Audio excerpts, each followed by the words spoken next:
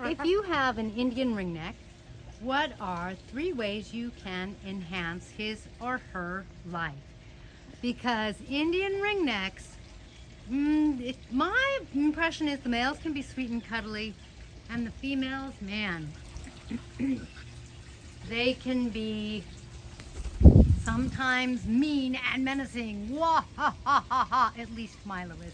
And that's my female. Notice she's clipped because she goes and causes problems and bugs other birds, but you can also see she could still fly, so it's an attempt to slow her down. All right, hey guys, I'm Kaylin, the author of the Parrot Bliss Bond. If you think having a blissful bond with a parrot is one of the best things you could ever have, then you are in the right place. I am here to help you hopefully increase your bond so that you never want to surrender or rehome your parrot. If you're used to hanging out, then you know that probably I've got Kailani bugging me and eating my hair. Thanks for being here. Let's get started.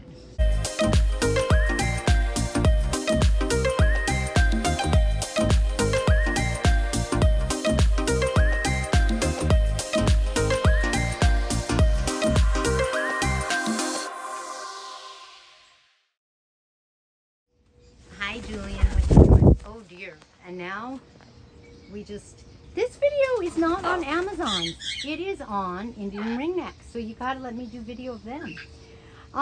So like I said, Indian Ringnecks, they're interesting. I think the males, generally speaking, make better pets. At least that's been my experience so far between Julian and Milo. And I'm just gonna be honest with you, Milo is your typical sort of worst of the worst female Indian ringneck in this matriarch.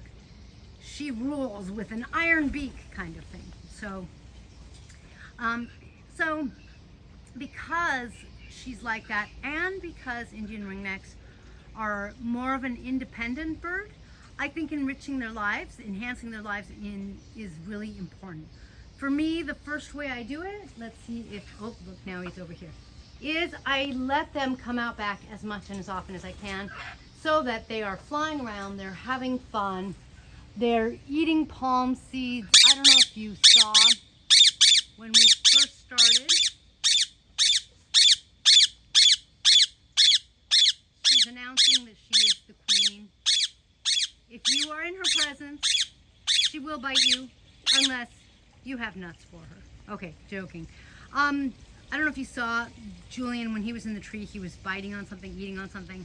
So giving them the ability to come out is my #1 way to enhance their lives. They have fun, they enjoy themselves, that kind of thing. #2, even though they are not cuddly and affectionate birds, like right now, it's kind of amazing that my Amazons aren't together. They're often together, preening each other. Oh, see what I mean? Do you see her just being mean, chasing Julian off for no reason? It's just, you know, it's just her. So you could see that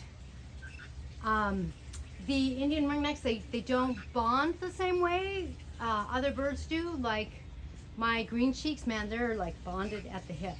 So even though that's true, I like to have other birds around them. Why? They really feel more comfortable and more at home with the sounds. It's possible that they'll make a friend, you never know, but it makes them feel like they're in the wild. It makes them feel like they're in a place that is birdie safe, birdie good, that kind of thing. All right, let's put Kailani down because she's preening me, which is so sweet. But, whew, hi, sweetie. Man, you know, she is 1,000 grams. That's about 2 pounds on my shoulder.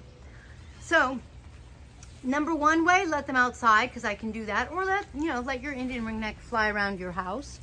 #2, I'm sure to have other birds around because they like that. It's kind of like, I like going to a cafe because there's other people around. I don't necessarily talk to them, but it's nicer for writing my books. Like, it works better for me.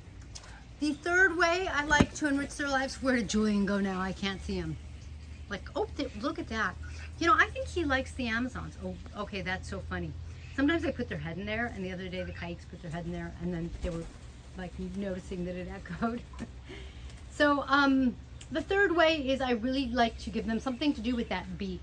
You can get something like broccoli or carrots, something they can destroy, certainly, of course, wood. And actually, when they go into the palm tree, and I just heard Milo, where did she go? Okay, I can't find her. When they're in the palm tree, let's show you the seeds. Do you see how they're black now? They almost look like coffee beans. They're small. They're mature now. They're falling off the tree. They're on the floor. And she's like, pick me up. It's a great thing for them to eat.